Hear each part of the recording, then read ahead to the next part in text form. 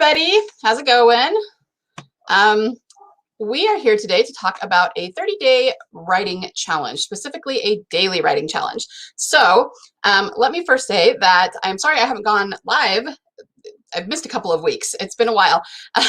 It's been kind of a crazy couple of weeks for me, so I'll just leave it at that.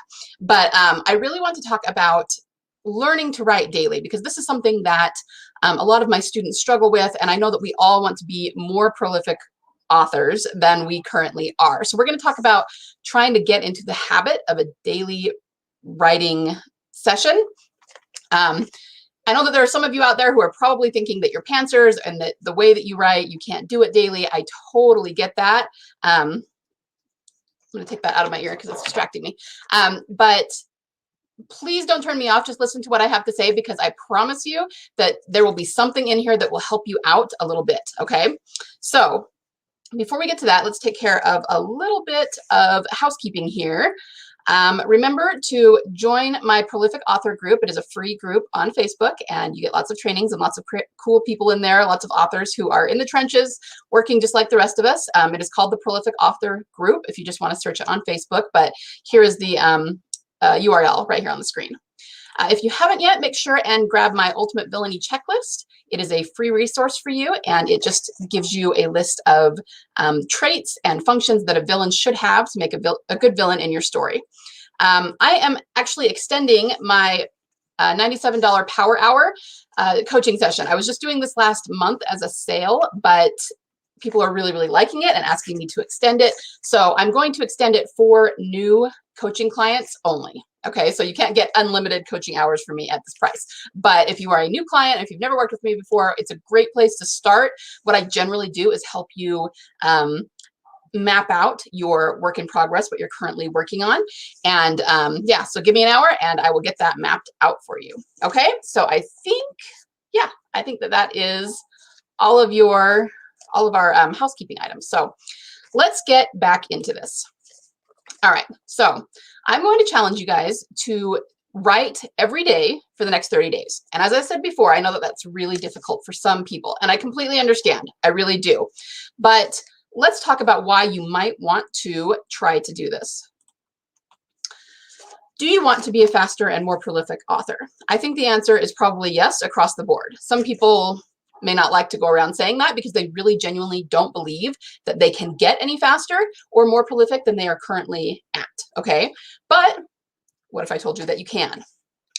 So we have two different kinds of writers, generally, in the industry. One of them is a plotter. Now, just for the sake of defining them, I'm sure most of you know what these are, but a plotter plans out their story beats before they sit down to write, okay? So they use an outline of some kind. There's a million different types of outlines out there, right?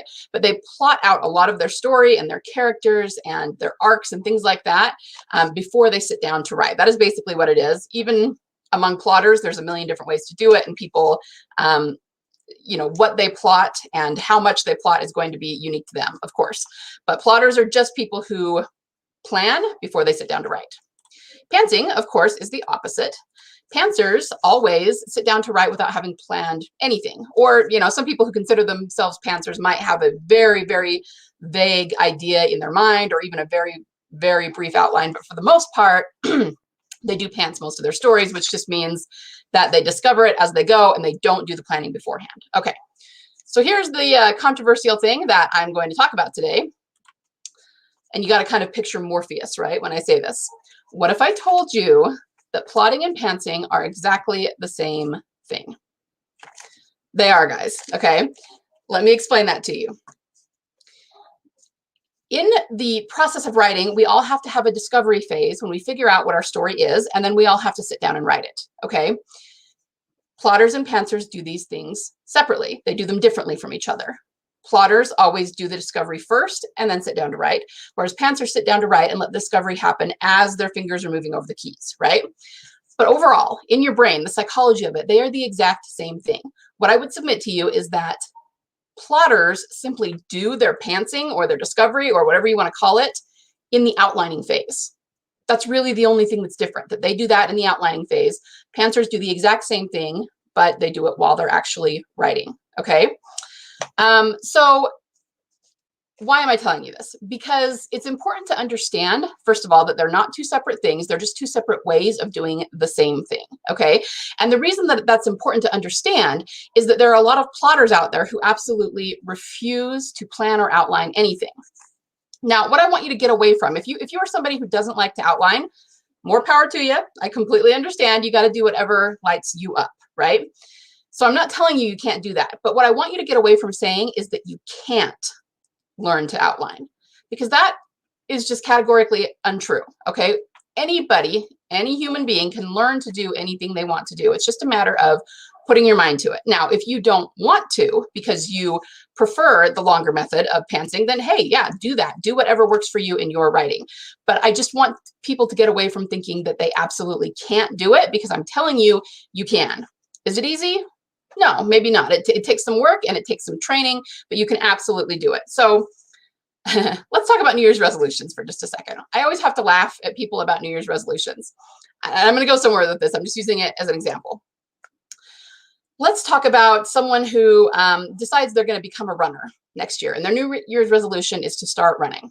Well, you know, we're logical human beings. We all know that we're not going to start running and within a week be able to run a marathon. Okay, we know that it takes more time than that. It takes a lot of training.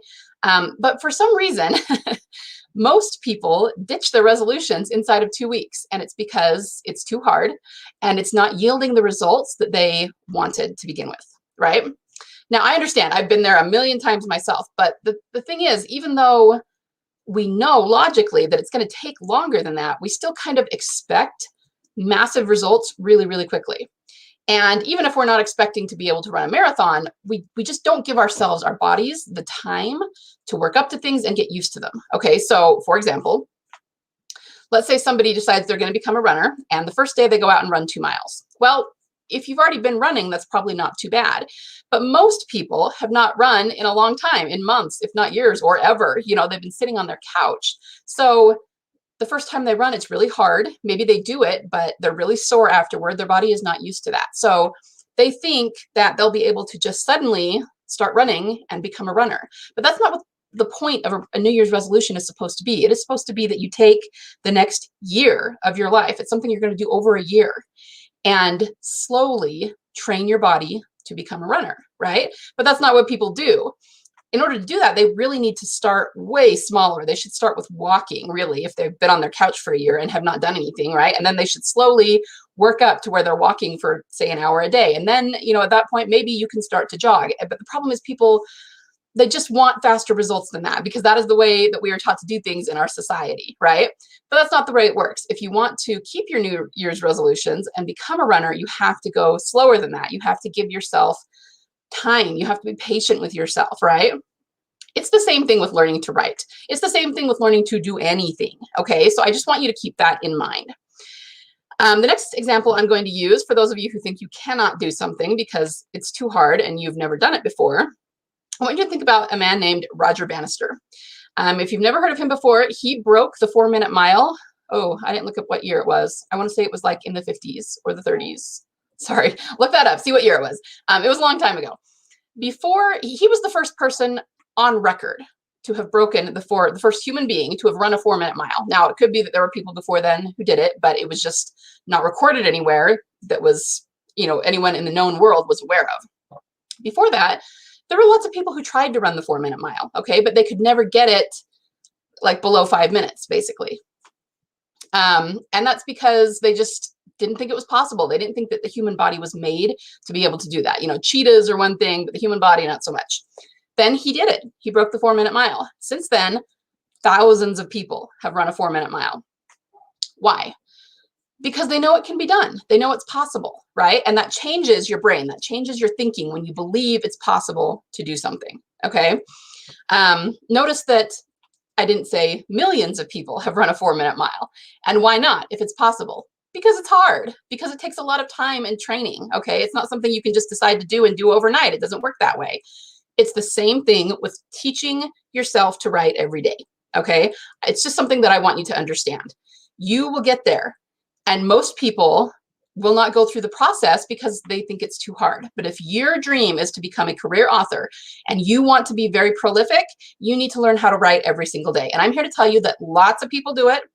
I have even taught hardcore pantsers to become outliners and do sessions of writing every single day. Okay, I do it every single day. Have I always done it every single day? No, it took me a long time to get there. So I just want you to keep that in mind. If anybody in the entire human race is doing this, then it is possible to do. If you simply don't want to, okay, go for it. But don't go around saying or thinking that you can't do it. You absolutely can. Okay, so that's what I want you to keep in mind.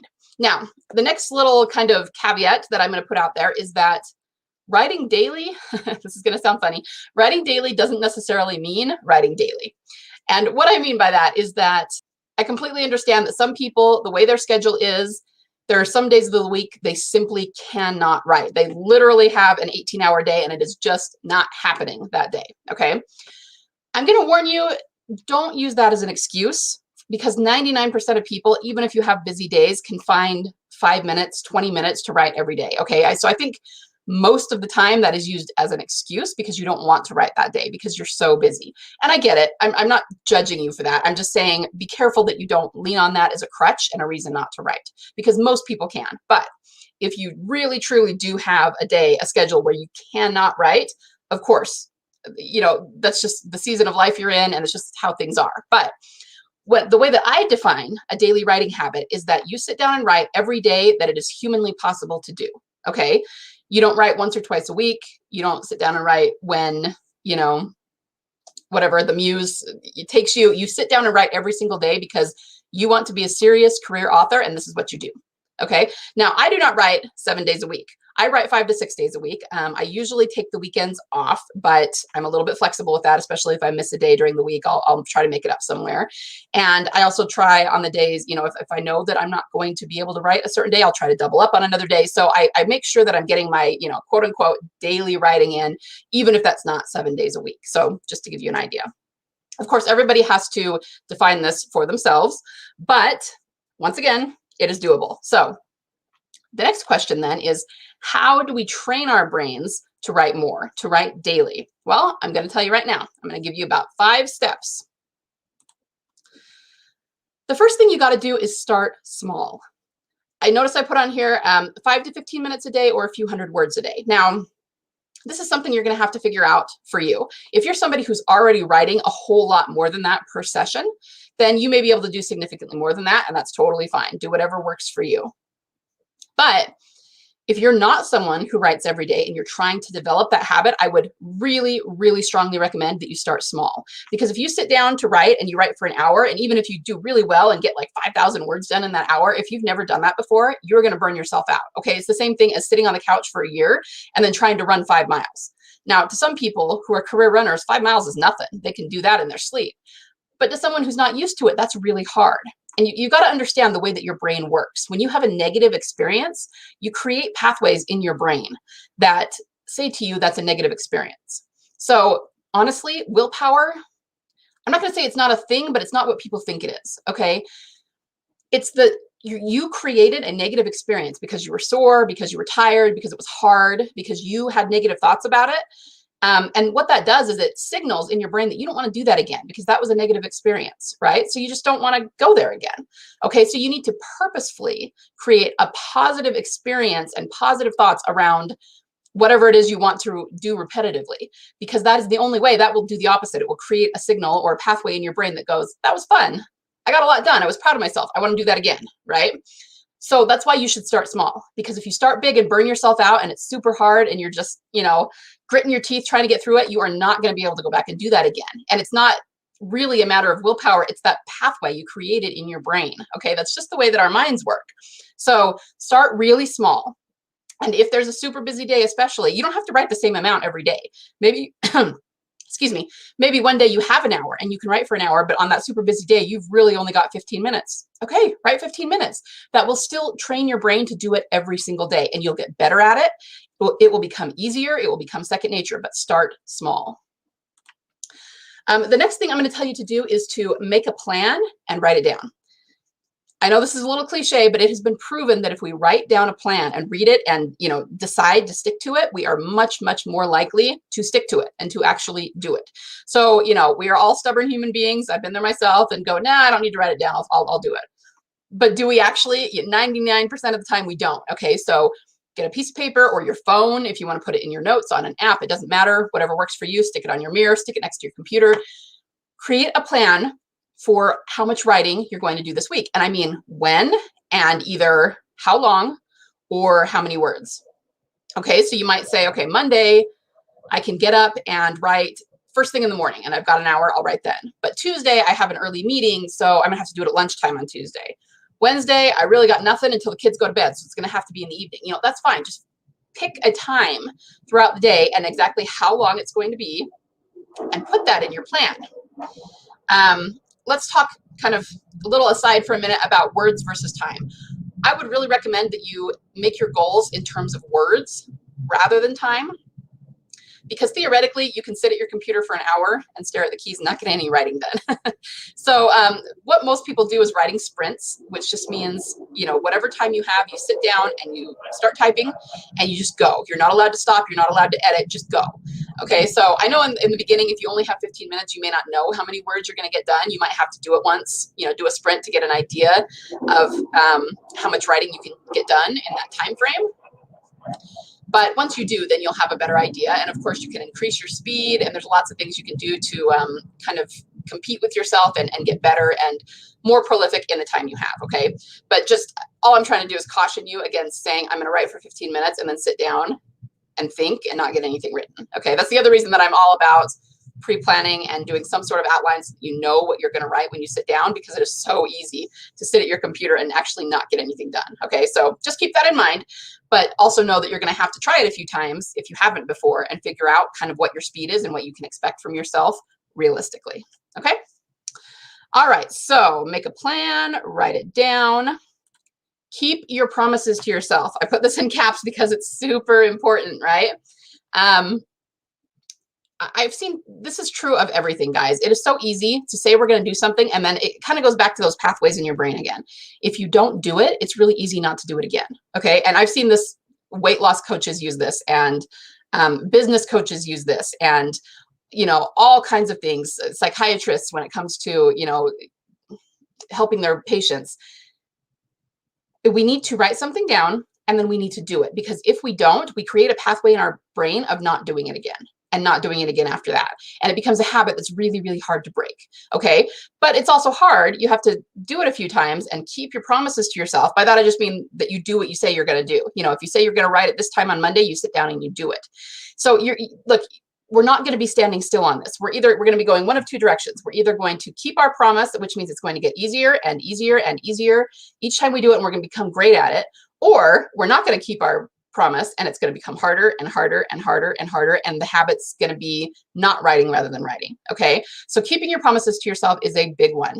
Write it down and then do it. And of course, there's going to be times when it's just not going to happen because something unexpected comes up. But if you keep your promises to yourself 90% of the time, then that one time's not going to even matter. It's not going to affect your habit because you're so used to doing it otherwise, right? So make sure that you're keeping your promise to yourself. And I totally get that it might take a few tries before you get it down, before you actually sit down and keep your promise. But this is why there's coaching out there, right? This is something that we all struggle with, but it's got to be done if you want to be a daily writer. 4 is you observe purposefully. And what I mean by that is be really intentional and self-aware about how the different writing times work for you. So as authors, we're told to do this with our ads, right? We're told to be very purposeful about what worked, what's not. We can increase a budget here. We can decrease a budget here. We can look at dates and times of the day and figure out exactly what works for our books, right? We need to do the exact same thing when it comes to our writing habit, okay? Maybe you noticed that when you waited until after dinner to write, you were really sluggish and you felt like you had no clarity in your story and it was really hard to get those words out. But when you wrote first thing in the morning, it came really easily and you felt like you were really, really productive. And so that will tell you something about yourself and about when you're more productive during the day. You can also look at the food you're eating. Maybe it had something to do with what you ate, and it will kind of change how you look at different foods and how they will fuel the writing part of your brain, okay? On the other hand, maybe you're not a morning person. So maybe waiting till after the kids go to bed is when you get your best work done. You just have to be intentional about it, figure out what works for you, figure out your mindset, maybe different places in the house that work better for you. Just pay attention to those details so that you can figure yourself out in your own writing process. And of course, you're going to take that information, you're going to evaluate and adjust. Okay? Just do whatever helps you to be the most productive and the most prolific. And the biggest thing here is going to be the incremental increases. Okay, so if you've never written anything before and you're just starting out, as I said, maybe start with anywhere between 5 and 15 minutes, maybe a few hundred words. Do that for a week, guys. Get to the point where you can do that every single day, and maybe do it for a couple of weeks, right? So that you're totally used to it and you're not burning yourself out and you're not pushing yourself too hard. Then once you feel like you've really got it down and the daily writing habit isn't a big deal anymore, then you increase. Maybe go up to from 200 words to 500 words, from 15 minutes to half an hour, or whatever, works for you. And the reason I suggest this, think about it this way. If you're having a hard time doing the daily writing habit thing, something that often works is to say, it's just 15 minutes. It's just 200 words. That's like 2 paragraphs. I can do that, right? It's a way of talking yourself into doing it. Then you get to the point where it's normal. You're doing it every single day, and then you can increase, right? And it's not a big deal. It's not going to overwhelm you. It's not going to make you want to go back to not writing every day. The biggest problem that people have is that they sit down and they say, I want to write 5,000 words every single day. And there's nothing wrong with that. There are plenty of people who do that, but they did not start out doing that. They had to work up to it.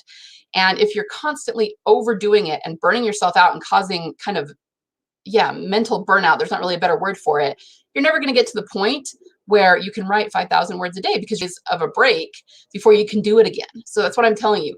Treat your mind gently, the same way that you would treat your body gently in trying to train it, right? Small incremental increases. All right, so I'm going to challenge you guys to start doing this. I would like you to try to write daily for the next 30 days. I will put up a post in 30 days to ask you how it went, but what I would like you to do is in the comments of this video, I would like to hear what your goal is. Tell me how much you're writing now and how much you want to increase in 30 days time. And I want you to sit down and put together a whole plan, how much you're going to write each day, and where the increases are going to be. So maybe, something like the first week, not only when you're going to write, but say each time I write, I'm going to get this many words. And then the second week, I'm going to increase by this many words, and just do a whole thing and do your best to stick to it. You won't be penalized if you don't, but I just want you to try this and see that. I don't want to say it's how easy it is, but it's logical. And when you have a step-by-step plan, you'll be surprised that you can do it, that it's not as hard as you probably thought it was. Anyone who puts that in the comments, their plan and how much they're going to increase, I will randomly draw, completely random, somebody who comments for a $5 gift card to the platform of your choice. I know it's not a huge prize, but just to get people commenting, and there will be a small prize involved for possibly anybody who does. Okay, so once again, if you need help with this, that's what I'm here for. I do have coaching slots open for February and March, but I would really, really encourage everyone to try this one way or the other, because it's been told to me that people who are trying to run a business, the biggest thing that they can do to help their business is to do 2 outreaches a day. You might have heard that. It's something that business owners and entrepreneurs often say. And the people who actually do it, who don't just say they do it or pretend they're going to do it, who actually do it, it changes their business. 100% changes their business really quickly, like within a few weeks. Okay. It's kind of the same thing with this. It's one thing to want to be a writer and to say, yeah, I want to write, but I can only write this fast. When you really start writing every single day and you start to train your brain to write every single day, it will change your writing business real fast, because you'll be amazed how much you want to write, how easy it becomes to write, and how quickly you can get your book done. Okay, so that's why I'm doing this. Anybody who wants to participate, let me know. I would love to hear how you're doing, and anything you're struggling with, I'm here to help you with that. Okay. So yeah, that's what I have today. Go ahead and comment what your goals are. And once again, hit me up in the DMs or in comments if you need any help or if I could be of any assistance to you. Okay. Everybody have a wonderful week. Go about your writing. And I'm really excited to see what you what you can accomplish and what you come up with. All right. Bye. See you next week.